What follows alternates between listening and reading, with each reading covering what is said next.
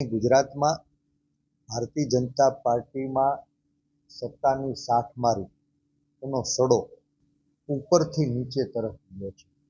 અમરેલીમાં એક તાલુકા ભાજપના પ્રમુખ થવા માટે આંતરિક લડાઈની અંદર એક નિર્દોષ દીકરી એની આબરૂનું નીલામ કરતા નેતાઓ ન ખચકાતા હોય તો મને લાગે છે કે આજ અમરેલી સમરાંગણ બન્યું છે, કાલે ગુજરાત પણ ભારતીય જનતા પાર્ટીના અખાડાનું સમરાંગણ બને અને ગુજરાતની કોઈ પણ દીકરી આનો ભોગ ન બને.